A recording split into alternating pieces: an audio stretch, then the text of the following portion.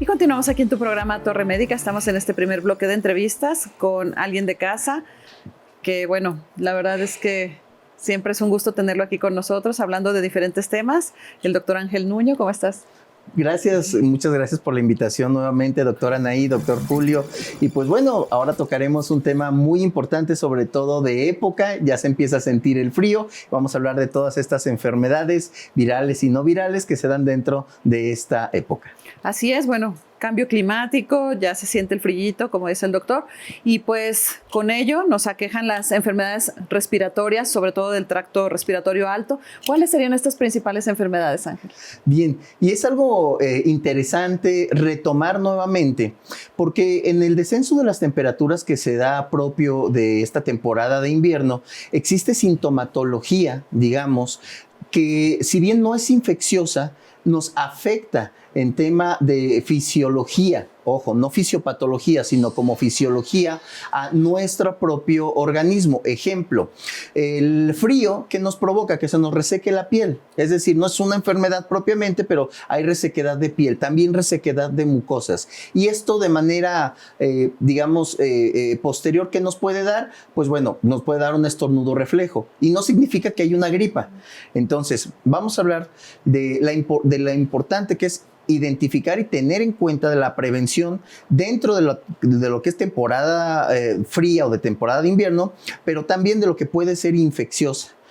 Cuando es no infecciosa, hablamos del cambio, descenso de las temperaturas, ya decíamos la piel, ya decíamos las mucosas, también tomamos menos agua, eso es algo de las situaciones que de repente, pues bueno, como no hay este calor, consumimos menos líquidos y eso también nos deshidrata más.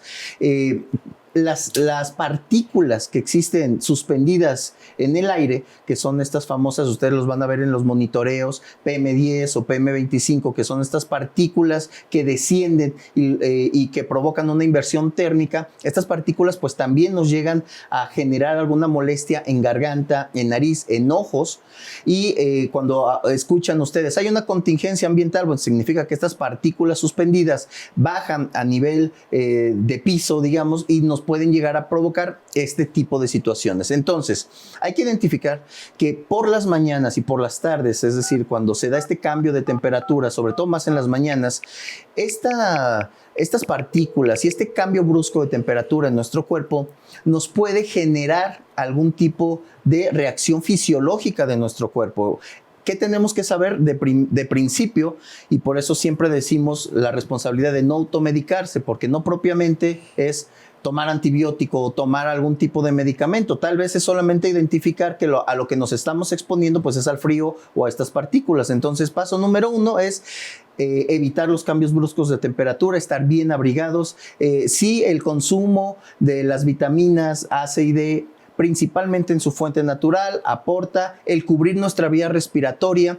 Y es importante decirlo, si bien no es una instrucción o una recomendación de salud pública generalizada como en otro momento en el tema del COVID o de influenza, el uso del cubrebocas, pero si de manera individual yo voy a subirme al transporte, voy a convivir en un momento en donde hay mucho frío en la mañana y uso cubreboca, uso bufanda, eso reduce también nuestros aerosoles y a los que podemos estar expuestos de las demás personas. Entonces, digamos que tomémoslo como una recomendación personal particular de higiene, como lavarnos las manos, ¿no? O sea, el estar cubiertos, el estar protegidos con un cubrebocas, puede ser inclusive de los de KN95 o de estos cubrebocas no, de los tipos médicos, no del N95, que es ya propiamente el que usábamos durante COVID, que es más específico para partículas más pequeñas, pero sí, digamos, un cubrebocas normal. Eso te puede ayudar. Bien, muchas de esta sintomatología, y ustedes se van a dar cuenta que empieza el calor ya a las 10 de la mañana, empieza a irse el frío y dicen en consulta, es que en las mañanas me da mucha gripa, estoy con la nariz tapada, los ojos llorosos, pero ya a mediodía ya me siento bien, ¿no? ¿Qué me tomo? Y es cuando uno debe de reflexionar junto con el paciente y decir es que no necesitas un antigripal porque tú no tienes una gripa propiamente, ¿no? Tú no tienes una infección, no necesitas un antibiótico. ¿Qué necesitas? Entender que estas medidas preventivas con la hidratación, con el cubrebocas, con todos los elementos de evitar el cambio brusco de temperatura, eso es lo que necesitas en ese momento. Ahora bien, Cuando trasciende y dice, lo que pasa es que ya llevo durante todo el día y trasciende este momento y tengo ya alteraciones en la temperatura, fiebre o febrícula, me duele la cabeza, empiezo ya a tener otro tipo de sintomatología asociada, no solamente es la comezón o el ardor de garganta, sino empiezo a ver cierto flujo nasal o demás. Entonces podemos empezar ya a pensar de que hay una infección, que es decir, que un agente infeccioso, ¿no?, es el que está provocando una sintomatología. Y si es así, entonces hay que considerar que 7 a 8 de cada 10 microorganismos que en esta temporada provocan una enfermedad infecciosa son virales. Es decir, existe sí un porcentaje que pueden ser bacterias, pero la mayoría son virales. Y de ahí viene pues la recomendación que siempre damos, no automedicarse y menos antibióticos, porque muchos de esos, la gran mayoría no lo es. Entonces 7 o 8 de cada 10 procesos infecciosos que sí son propiamente de un microorganismo son virales. De estos existe un panel grande de virus respiratorios que circulan de una manera habitual. Y es uno de los temas que ahorita hay. ¿Hay metaneumovirus? Sí, el metaneumovirus es uno de los virus que transita de una manera endémica. Existe en todo el mundo, existen los adenovirus, existen los rinovirus, existen los coronavirus, que son 7, uno de ellos el SARS-CoV-2, que por cierto sigue y seguirá con nosotros durante muchos años. Algunos de estos virus, como influenza, como el SARS-CoV-2, algunos de estos virus, hay vacunas específicas para ellos. Hay un virus que es para influenza, hay otro virus que es el sincitial respiratorio. Como ustedes pueden ver, les he estado diciendo algunos de los virus que transitan y circulan de manera habitual. Algunos de estos virus son más agresivos que otros. Algunos de estos tienen vacunas específicas, específicamente influenza, específicamente el COVID. Esos dos al menos tienen vacunas. El virus sincitial respiratorio, por ejemplo, que también circula de una manera muy habitual, pero en menores de un año suele dar una enfermedad un poco más grave, suele dar sobre todo en recién nacidos dentro de los primeros 30 días, cuando se tiene contacto con este virus, suele ser un virus muy agresivo. Hago paréntesis, por eso muchas veces recomendamos que en los primeros días de vida se limite o tengan mucho cuidado con el contacto con los recién nacidos, sobre todo para no exponerlos a virus que podamos nosotros como adultos tenerlos y no tener una sintomatología o ser leve, pero en un menor, en un recién nacido, pues sí puede ser algo importante. Y el sincitial respiratorio es uno de los principales. Y además de esto hay bacterias que también dentro de esta época pues suelen aumentar, entre ellos el neumococo, por ejemplo, que también hay una vacuna específica, ¿no?, para ello. La Bordetella pertussis, la famosa tosferina, que también hay una vacuna, que ambas están dentro del esquema nacional de salud. Y todas estas bacterias que también circulan durante esta temporada, pues bueno, nos ayuda lo que es la prevención y las vacunas a poderlas reducir.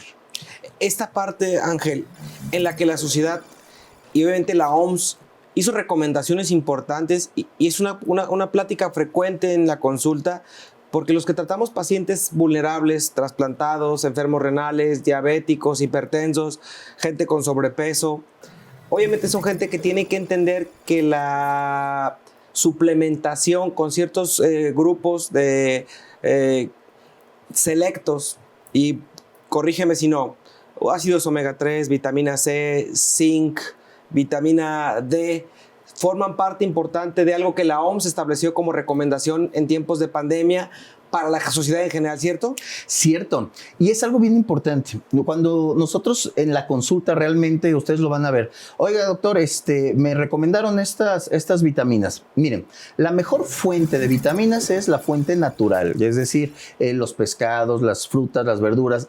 Pero nosotros los médicos y los nutriólogos dentro de la consulta evaluamos pues al paciente, sus hábitos, sus tiempos, las posibilidades, y muchas veces pues el ritmo de vida no permite que puedan acceder a las fuentes naturales con las cantidades y la calidad que sería lo recomendable que pudiéramos estar utilizando. Es ahí en donde entonces entran pero lo dijiste bien, a través de un médico o a través de un nutriólogo, nutricionista, es decir, de alguien que realmente evalúe la necesidad de suplementar, donde viene toda esta suplementación, que si bien sí es recomendable, lo que más se recomienda y lo que debe de ser es que no se autorrecomiende, que no sea una automedicación.